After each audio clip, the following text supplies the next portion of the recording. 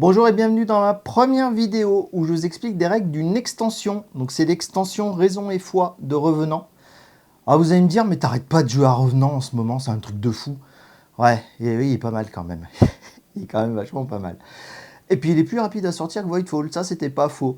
Donc voilà, donc je me suis attaqué à cette extension. Alors je suis désolé, j'ai pas la boîte parce que quand on a la version Amiral comme moi, elle était fournie avec. Donc voilà, j'ai que la notice. Mais j'ai vu qu'elle était en vente boutique à partir de je sais pas quand. Elle est en précommande en tout cas chez les boutiques qu'on connaît bien. D'ailleurs, j'ai les liens affiliés en description hein, si le cœur vous en dit. Et puis vous pouvez vous abonner aussi, tout ça. Hein, on m'a dit qu'il fallait le dire à chaque fois, donc je vous le dis maintenant. Qu'est-ce que j'allais dire d'intéressant? Plus intéressant en tout cas. Ouais, donc raison et foi.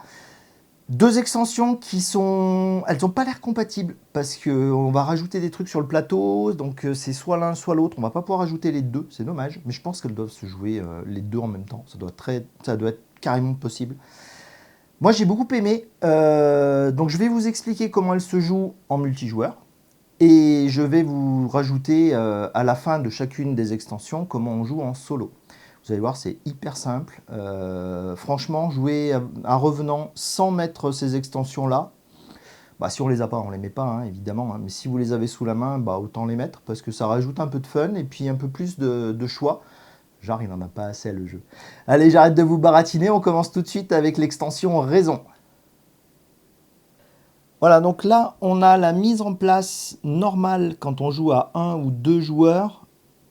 Peu importe le nombre de joueurs, en fait, vous aurez toujours les vaisseaux disposés de cette façon-ci. Les failles disposées à ces endroits-là. Les failles, c'est ça, hein, bien sûr. Tout ce qui va changer en multijoueur, c'est le nombre de vaisseaux que vous allez mettre et les endroits où vous allez les mettre. Mais si vous jouez en solo ou à deux, la disposition sera toujours identique et toujours celle-ci. Donc ce que le module raison va changer, c'est qu'il va introduire les astrolabes. Les astrolabes, ce sont des petits vaisseaux de laboratoire qui vont permettre de faire de la recherche. Donc ce sont, hop, ces 4 tuiles-ci. Donc ce qu'on va faire, je vais les installer hors caméra, sinon ça va durer 2 heures. Mais je vais les mettre dans les secteurs 2, 4, 6, 8. Donc voilà, ils sont disposés. Ce sont ces petites figurines-ci, comme ça et comme ça. Vous voyez qu'il n'y a pas de couleur dessus, donc elles ne changent pas l'influence qu'il peut y avoir dans la flotte. Elles ne sont pas attribuées à une faction. Et elles ont, comme les chasseurs et les prospecteurs, 2 points de survie. Et parlant de survie, une autre modification de la mise en place va être que pour chacune des arches, vous allez déposer un point de dégâts parce que vous jouez avec ce module. Voilà, pour ce qui est de la mise en place sur ce niveau-là, vous êtes prêts et maintenant on va voir la mise en place qui change un tout petit chouille sur le plateau principal. Donc, le plateau principal, c'est celui-ci, hein, celui où il y a toutes les icônes, c'est celui-là que j'appelle plateau principal. Bref, je vous l'ai mis en place comme il serait pour une partie solo en facile. Donc, l'automa qui commence à 3 sur la piste de tactique, nous qui commençons à 0. On est au premier tour, la première manche. Donc, les petites modifications qu'il va y avoir. Il y a cette petite tuile à rajouter pour recouvrir cette action-ci. Là, vu qu'il y a les astrolabes en plus, ils vont se comporter comme nos vaisseaux à nous. C'est-à-dire qu'on va tirer une carte, enfin une ou plusieurs, cartes d'influence cachée quand on va visiter un de ces vaisseaux. Ensuite, l'autre chose à faire, c'est de rajouter ce truc-là. C'est juste un petit reminder pour pas oublier de faire ce qui arrive ensuite. On rajoute, ça j'adore, ça se rentre tellement bien là, c'est bien prévu, bien nickel, ça c'est tip top. Ensuite, on va se piocher toutes ces tuiles, ce sont des tuiles de recherche et ce sont elles qui sont référencées justement sur cette icône-là.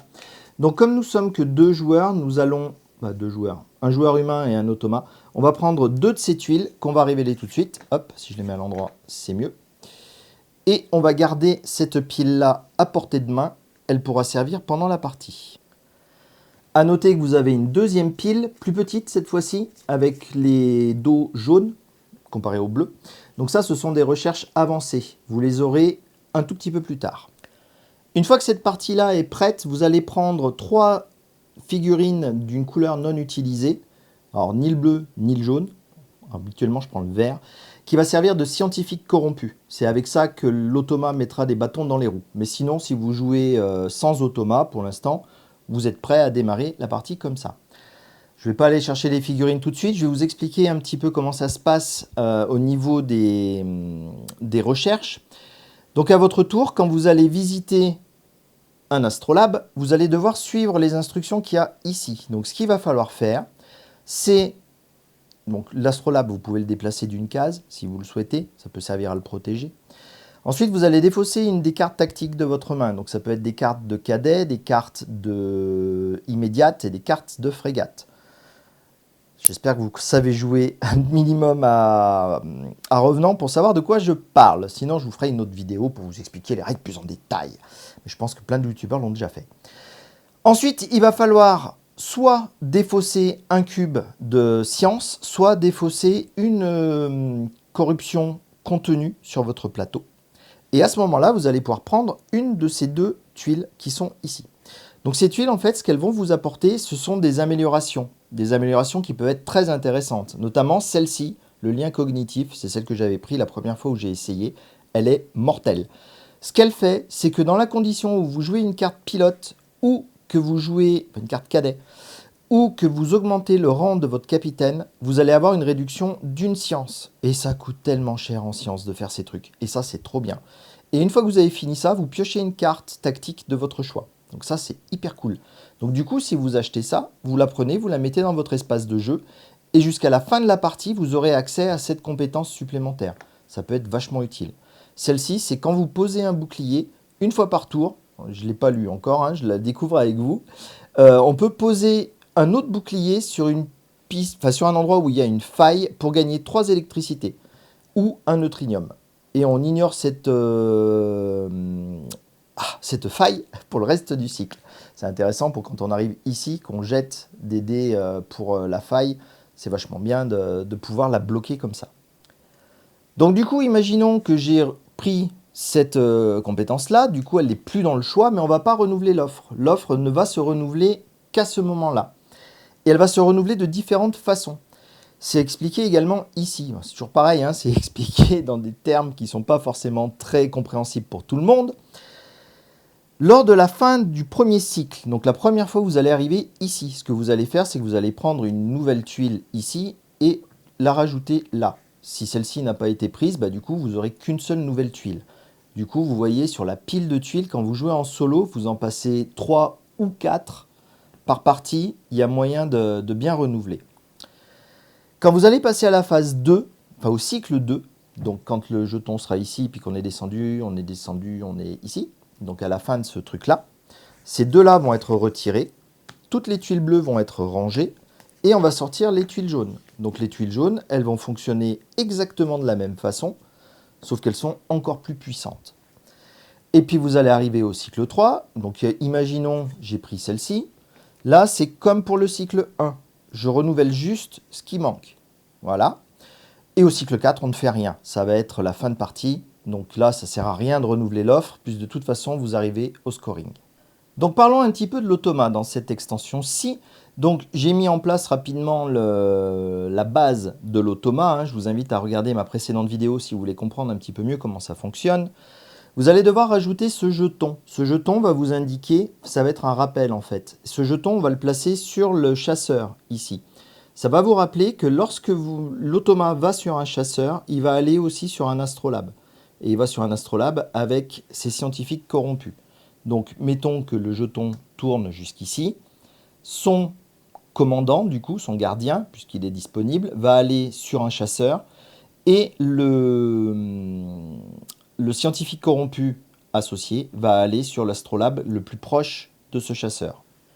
Et donc, comme c'est un méchant vilain qui veut nous piquer des trucs, il prend toujours la tuile de gauche. Et s'il n'y en a plus qu'une, il prend la dernière.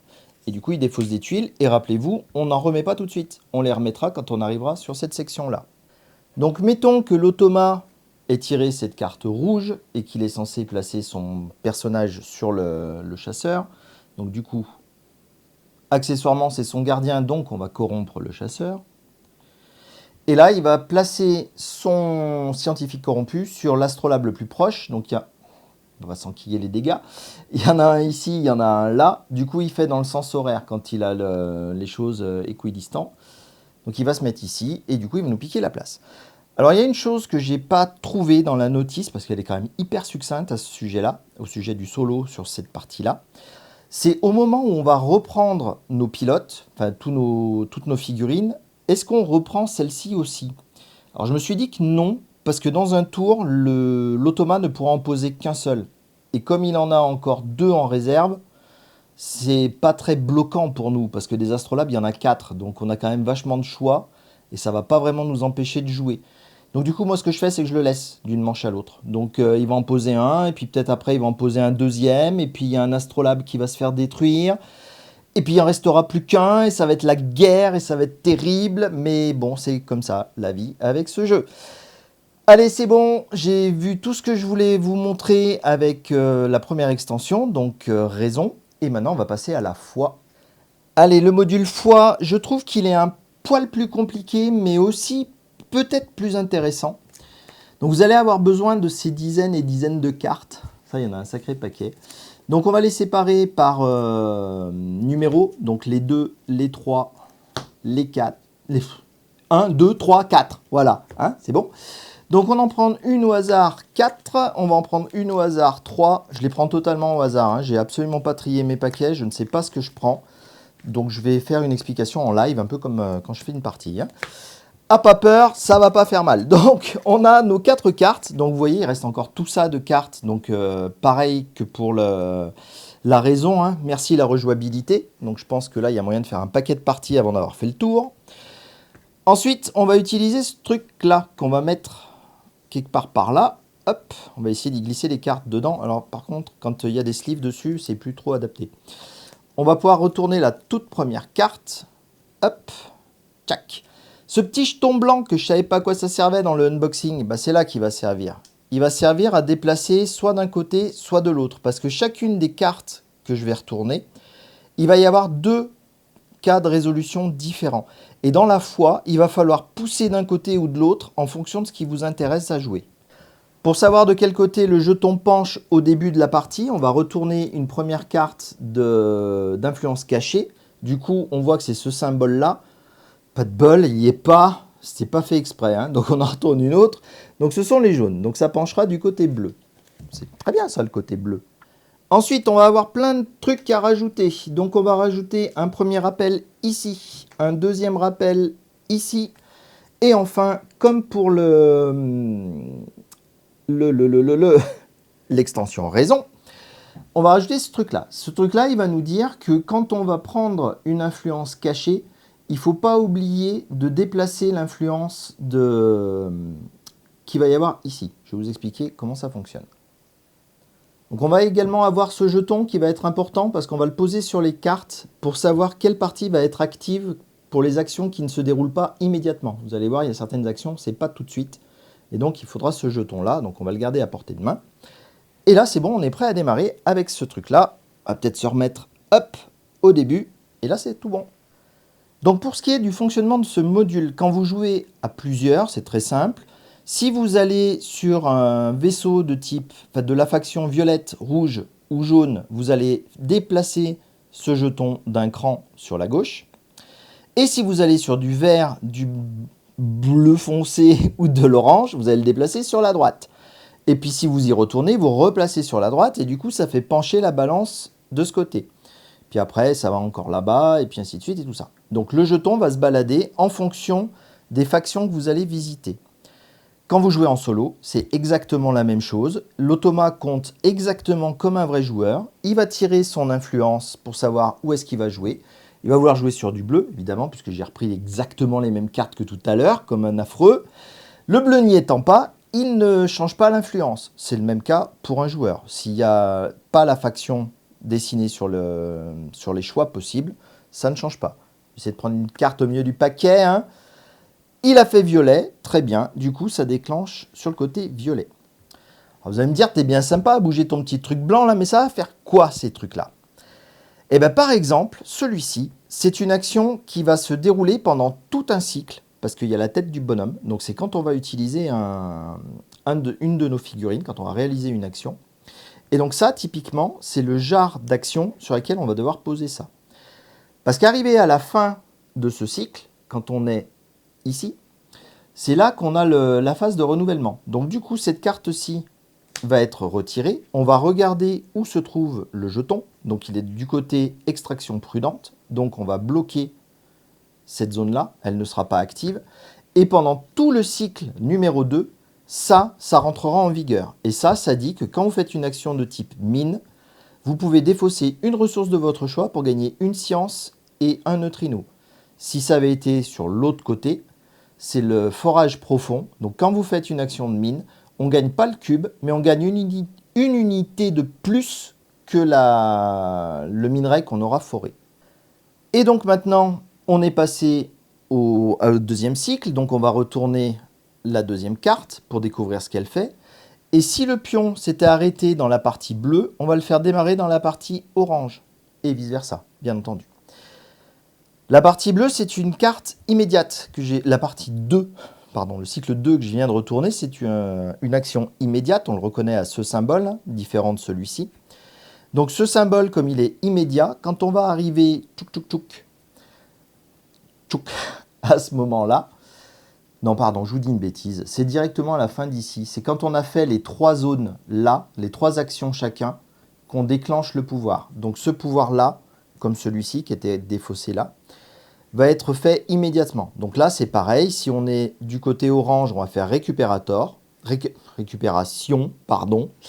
Donc dans l'ordre du tour, chaque joueur peut diminuer son influence pour gagner 2 matériaux.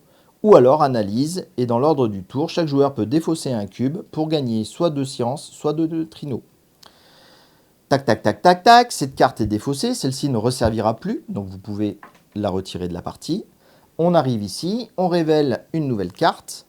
Hop, il y a les 2 niveaux ici, hein, c'est au cas où vous fassiez un hyperespace, on retourne quand même la carte. Dans tous les cas, on retourne la carte. Ça, c'est de nouveau une carte qui va servir comme celle-ci. Celle-ci, accessoirement, elle est défaussée. Hein. À la fin du cycle 2, on ne va pas la garder en jeu. À la fin d'un cycle, elle est défaussée. Donc le 3 va se jouer. Ah là là, ça y est, il redevient brouillon. C'est pas vrai. Il voulait faire les choses bien. Hein. Donc celle-ci, hop, va démarrer ici. On va faire le machin. Ça va être par ici. Mettons que c'est celle-ci qui a gagné. Et du coup, la 4 est révélée pour la fin. Et les 4, en général, elles ont ce symbole-là. Ce symbole-là se déclenche au moment des escarmouches. Donc au moment où vous serez ici, puisque c'est le 4e cycle, donc à l'escarmouche, si le jeton est de ce côté, on aura les grandes responsabilités, et de l'autre côté, on aura la sélection naturelle. Je vous laisserai bien entendu découvrir l'ensemble de ces cartes par vous-même, parce que, comme je vous ai dit, il y en a quand même un certain nombre. Ah si, j'en vois une, là, je ne vous ai pas expliqué. Celle-ci, c'est en fin de partie. Ça déclenche un truc à la fin de la manche, pardon. Mais souvent, c'est en fin de partie. C'est souvent, bah, d'accord, c'est pas toujours des 4, mais il y a des 3 aussi. Donc, à la fin de la manche, vous avez un système de trucs qui apparaît. Donc, il y a ces 4 choix possibles. Immédiat, lors d'une action, en fin de manche ou pendant une escarmouche. Voilà, tout ça est bien sûr très bien expliqué dans la notice, hein, les différents cas, mais une fois qu'on commence à comprendre l'iconographie de ce jeu, ça devient très simple à suivre. Voilà, c'était mes explications pour jouer avec raison ou foi, ou les deux, ma foi, pour Revenant. J'espère que ça vous a plu. Moi, je suis très très fan, déjà de Revenant, le jeu de base, même à jouer, en jouant solo à ce jeu, c'est vachement bien. Je suis hyper motivé pour y jouer avec des copains, mais ils veulent pas. Enfin si, il y en a qui veulent, mais pas tous. Donc c'est un peu compliqué à organiser, mais j'aimerais bien jouer avec des humains parce que je commence à bien comprendre les mécaniques du jeu. Je me suis fait un paquet de parties quand même pour bien assimiler parce que j'étais un peu vénère. Je me disais, mais attends, j'ai payé ça le prix de Voidfall et puis c'est pas aussi bien, c'est pas possible. C'est pas aussi bien que Voidfall, ouais, d'accord. Mais une partie dure pas 7 heures non plus, donc d'un autre côté, c'est pas mal aussi. Qu'est-ce que j'allais dire? Je sais plus. En tout cas, moi, je jouerai les prochaines parties avec ces extensions. Je vais continuer à jouer avec ces 2 extensions. Je pense jouer plus à foi qu'à raison. Tout simplement parce qu'elle apporte plus de challenge au niveau des combats qu'on va se donner avec l'automa, à essayer de tirer la couverture du bon côté. Donc voilà, moi, c'est celle que je conseille de jouer le plus. Après, les astrolabes, c'est rigolo aussi. Et puis, ça fait de la chair à canon pour protéger le revenant. D'un autre côté, c'est pas mal aussi. Voilà, ça sera tout pour aujourd'hui. J'espère que ça vous a plu. Portez-vous bien, continuez à bien jouer en solo ou à plusieurs. Et puis je vous dis à très bientôt pour une prochaine vidéo. Salut!